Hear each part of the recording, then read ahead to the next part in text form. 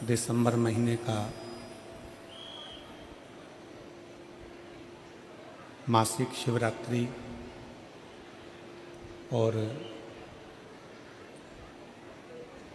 शिव महापुराण की कथा का छठा दिवस की शिवरात्रि का संयोग 2024 का ये विराम की शिवरात्रि का संयोग आप और हमको प्राप्त हुआ है। सभी शिव भक्त बड़े किस्मत वाले हैं, भाग्यशाली हैं, जो भगवान शंकर की यह अविरल कथा रायपुर छत्तीसगढ़ के इस पवित्र पावन प्रांगण में सुनने का सौभाग्य मिला। कथा के मुख्य यजमान श्री कमल जी देवांगन, श्रीमती सरला जी देवांगन,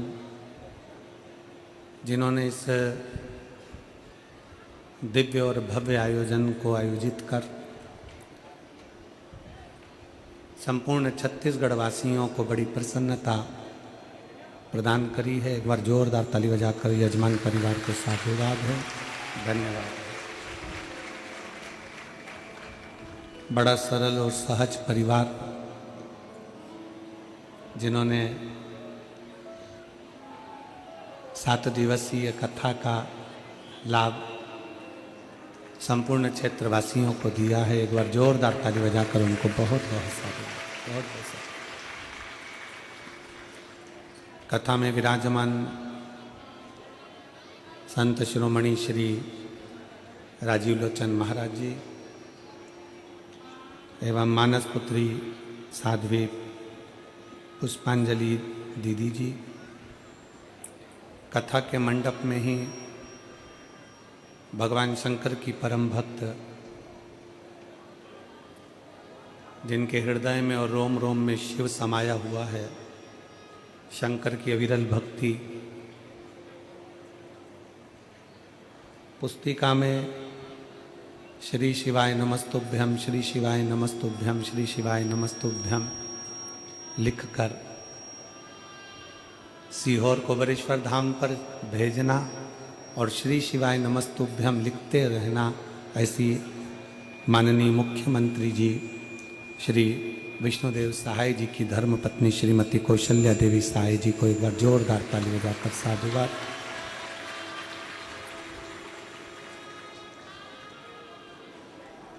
माननीय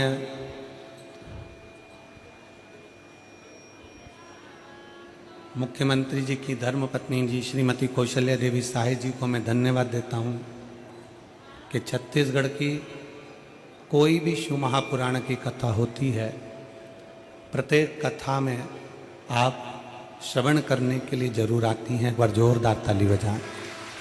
और ये सारे प्रदेशों में एक प्रेरणा का विषय है। जितने प्रदेश हैं, सारे प्रदेशों में ये प्रेरणा का विषय है कि मुख्यमंत्री जी की धर्मपत्नी भी शिव भक्ति में शंकर की कथा को श्रवण करने आती है। एक बार जोरदार ताली बजाकर बहुत बहुत साधुवाद, बहुत साधुवाद। माननीय कथा में विराजमान उप मुख्यमंत्री श्री अरुण राव जी साहू जी, श्री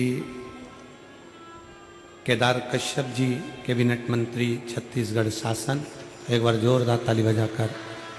बड़ी अलौकिक शिव भक्ति है माननीय कश्यप जी की, एक बार उनके लिए जोरदार ताली बजाकर साधुवाद करें।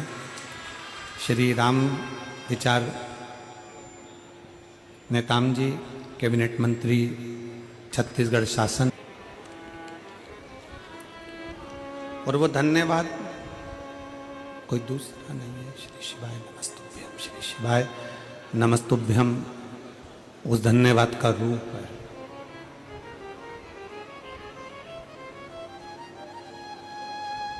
जब आप और हम भगवान शंकर के श्री शिवाय नमस्तुभ्यम का स्मरण करते हैं,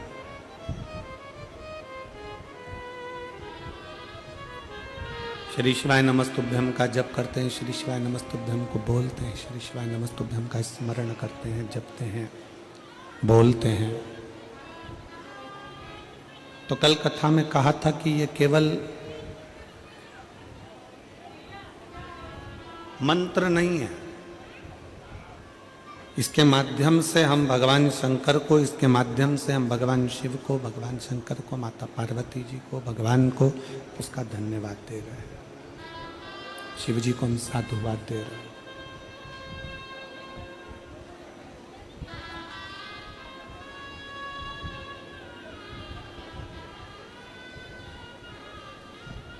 मोक्ष वो नहीं है कि केवल मर गए और मुक्त हो गए, मोक्ष मिल गया।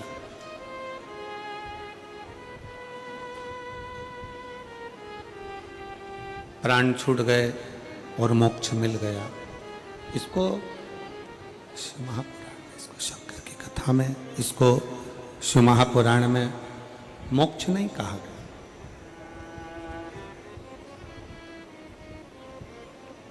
मोक्ष वो नहीं है कि केवल प्राण छूटे और तुम अपना शरीर छोड़कर चले गए, मुक्त हो गए, उसको मोक्ष कहा गया। शिव महापुराण की कथा कहती है मोक्ष उसको कहते हैं कि शरीर जीवित रहें और जीवित रहकर अपने भीतर से अपने अहंकार का त्याग कर दें तो समझ लो कि तुम मोक्ष पा गए। मरने के बाद का मोक्ष नहीं, जीते जी मोक्ष की अनुभूति तुमने कर ली। जीते जी मोक्ष की अनुभूति तुम कर ली।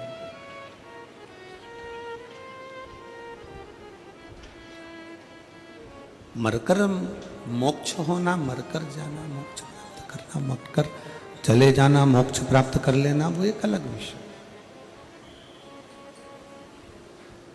पर जीवित रहकर अपने भीतर के अहंकार को नष्ट कर देना, जीवित रहकर अपने भीतर के लोभ को नष्ट कर देना, अपने भीतर की अभिमत्ता को नष्ट कर देना, अपने भीतर के अहम को नष्ट कर देना, समझ लो ये मोक्ष है।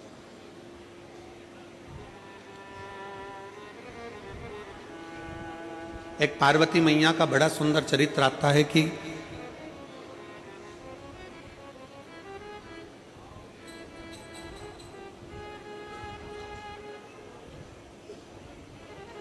पार्वती माता की कथा कहती है कि जिंदगी में कहीं से भी अगर ज्ञान प्राप्त हो,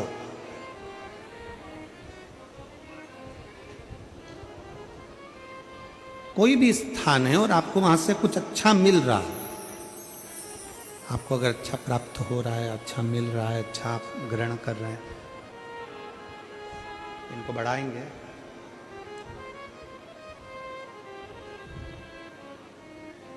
जिंदगी में अगर कहीं से आपको कुछ अच्छा प्राप्त हो रहा है तो आप वहां से ग्रहण करें। पर मानव देह प्राप्त करने के बाद दुनिया के लोग उल्टा चलते हैं। कहीं से अगर कुछ बेकार प्राप्त हो रहा है तो तुरंत ग्रहण करते हैं।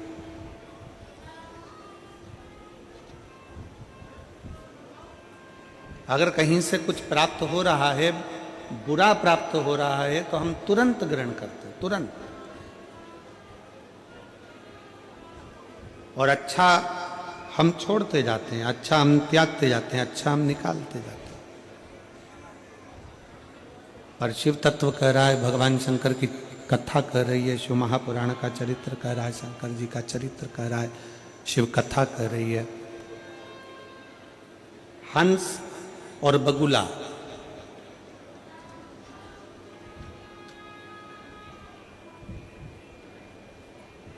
दोनों एक ही सरोवर पर बैठते हैं। हंस और बगुला दोनों एक ही सरोवर पर बैठते हैं, एक ही जगह पर बैठते हैं।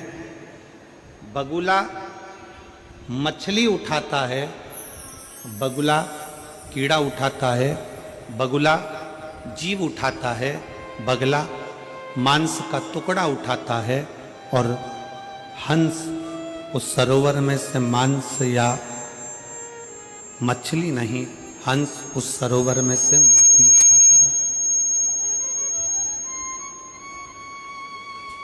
हंस उस सरोवर में से केवल मोती ढूंढ रहा, केवल मोती उठा रहा। ये आप और हमारे सबके भीतर एक बात स्मरण में रखिए कि आप और हम भगवान की कथा में से, भगवान की भक्ति में से, भगवान के भजन में से, भगवान के स्मरण में से क्या उठा रहे।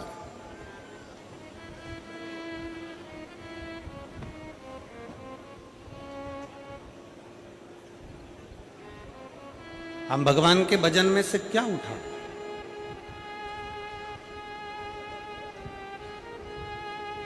हम भगवान शंकर की कथा में से क्या लेकर जा रहे हैं। आज कथा का छठा दिन है, 2 बजे से 5 बजे तक कथा हो जाएगी। कल कथा सुबह 8 बजे से 11 बजे तक इस पवित्र प्रांगण में हो जाएगी। टीवी पर 2 बजे से 5 बजे तक आ जाएगी और 7 दिन की कथा यहाँ पूरी होकर सब अपने अपने घर की ओर चल।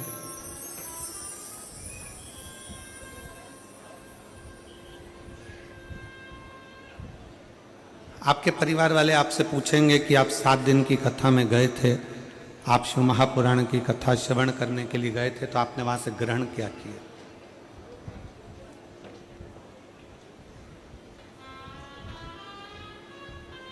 आप भगवान शंकर की कथा में पहुंचे हो तो वहां से आपने लिया क्या,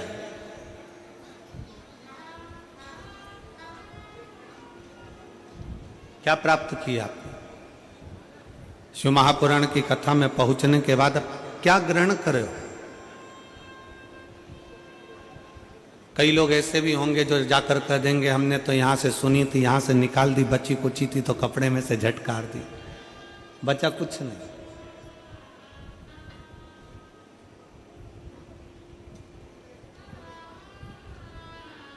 पर शिव महापुराण की कथा कहती है अगर आप यहां से सुन रहे हो तो यहां से भी सुनो, निकालो नहीं।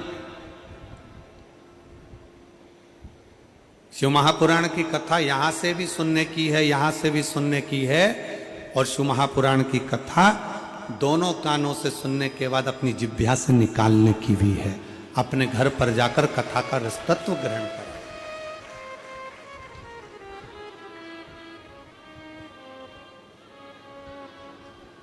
भगवान शंकर ने जो पवित्र पावन चरित्र तुमरुका जी के मुख से श्रवण किया,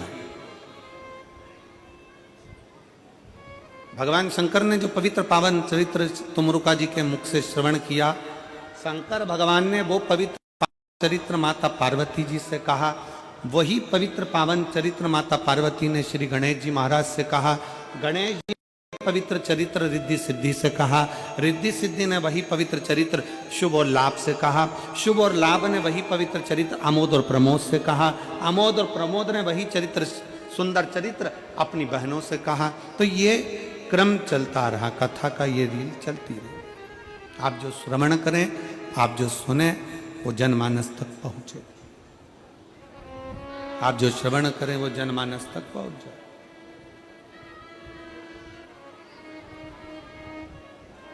और मुझे गर्व है मेरी बहनों पर, मेरी जीजियों पर, मेरे जीजाओं पर, मेरी बेटियों पर, बेटाओं पर, मेरी माताओं पर जितनी कथा वो यहाँ श्रवण करती हैं, उसका कोई ना कोई अंश वो अपने गांव में जाकर अपनी अड़ोसन पड़ोसन धड़ोसन को जरूर बताती हैं कि कथा में ऐसा सुना था, ऐसा करने से ऐसा फल प्राप्त हो जाता है। सेटिंग नहीं है साउंड की बिल्कुल भी, आज सेट नहीं करा है, चुभ रहा है कानों में।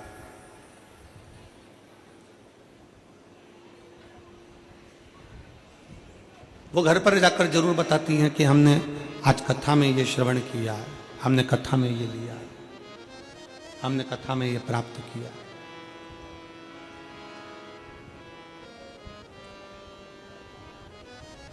इधर से भी सुनो, इधर से भी सुनो, और बन सके तो अपने मुख से, बन सके तो अपने मुख से उस कथा का गुणगान भी करो, उस कथा को कहो।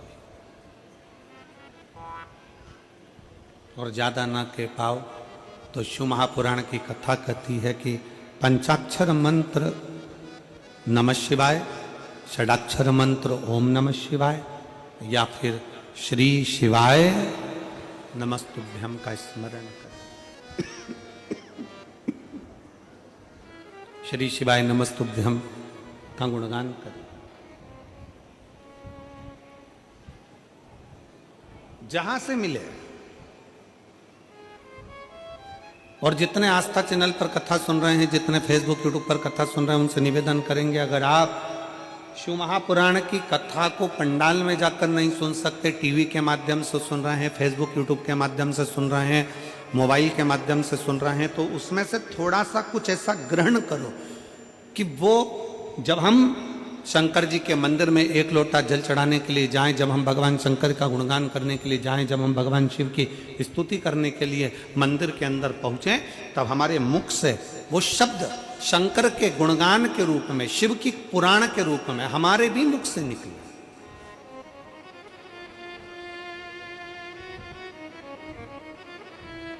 और मैंने तेरे ही भरोसे बाबा, तेरे ही भरोसे हवा बिच उड़ती जावागी,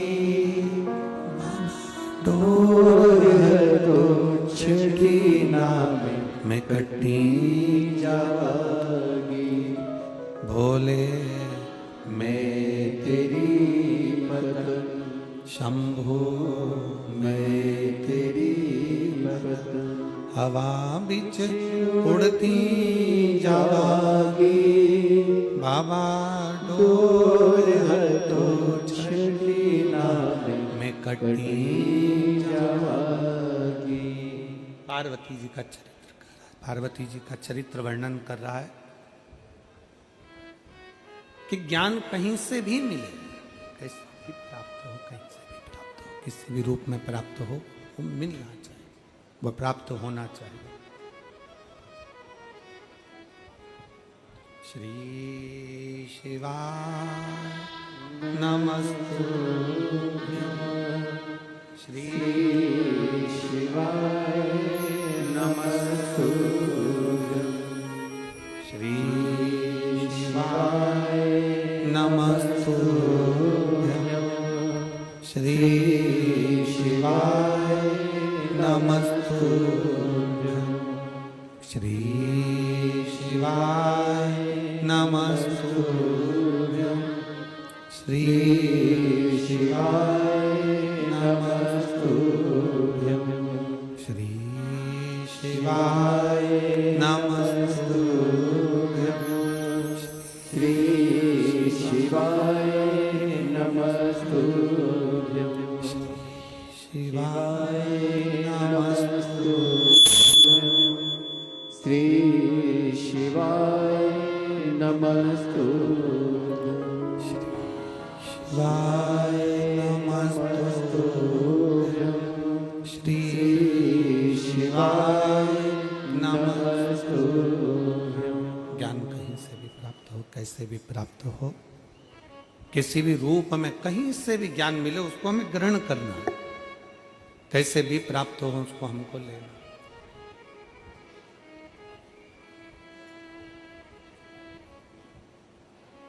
एक बार माता पार्वती जी भगवान शंकर को विनय करी कि मुझे मेरे पिता से मिलने के लिए मेरे मायके जाना।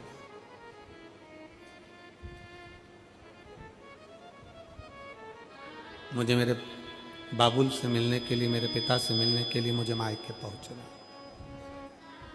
मुझे मायके जाना।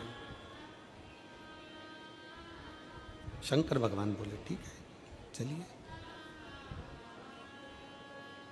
चलो हम आपको मिला कर लेके आते हैं, चलो।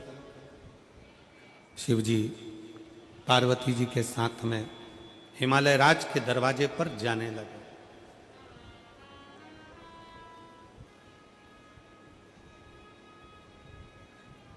बीच रास्ते में माता पार्वती जी ने भगवान शंकर को हाथ जोड़कर निवेदन कर रोक दिया।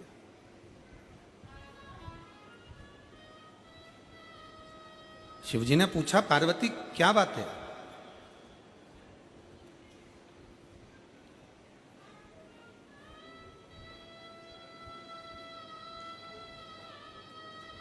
भगवान शिव पूछ रहे हैं पार्वती हुआ क्या। पार्वती जी कहती हैं प्रभु मैं आपसे एक निवेदन करना चाहती हूँ, आप मेरे पिताजी के घर पर जा मेरे पिताजी के घर पर जा रहे हो, मेरे बाबुल के घर पर जा रहे हो, मैं आपसे एक निवेदन करना चाहती हूँ कि आप मेरे साथ चलो, मना नहीं है, पर आपका जो ये स्वरूप है ना, आपका ये कैलाशी अविनाशी का जो स्वरूप है, जटाजूट वाला जो स्वरूप है, मृगछाला पहना हुआ स्वरूप है, जो आप रुद्राक्ष धारण करने वाला स्वरूप है, ये स्वरूप आप त्याग दो।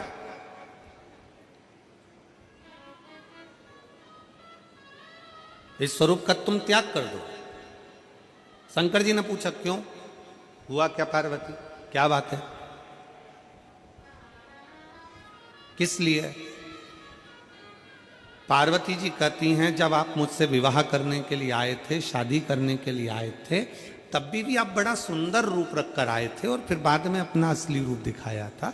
मैं चाहती हूं कि आज फिर आप अपना रूप बदल लीजिए, आज फिर अपना रूप चेंज कर लीजिए।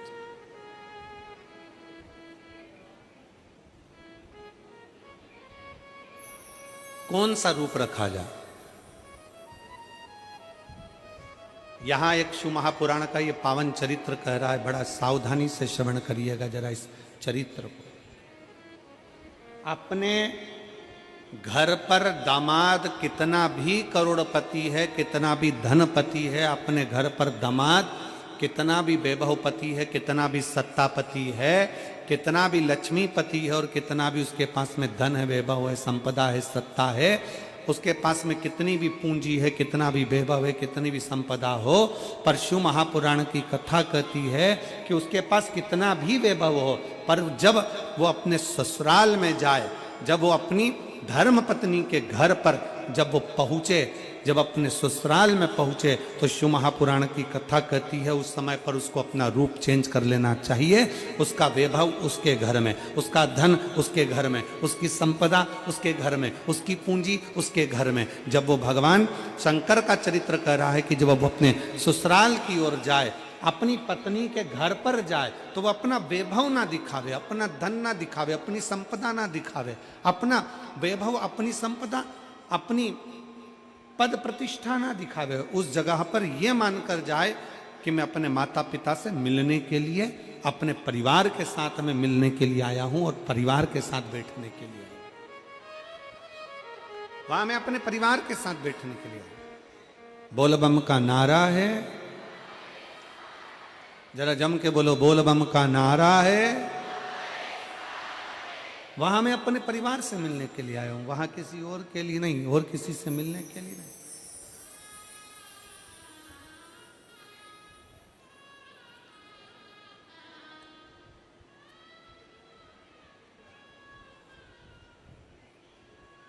अपना वैभव छोड़ दो, परिवार। किसी ने कहा जिस घर में बड़े गरम होते हैं, छोटे नरम होते हैं, उसी घर में शर्म रहती है।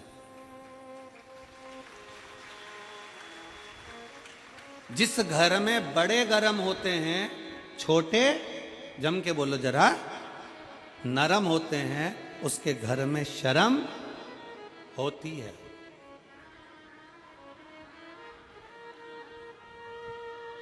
उसके घर में शर्म है।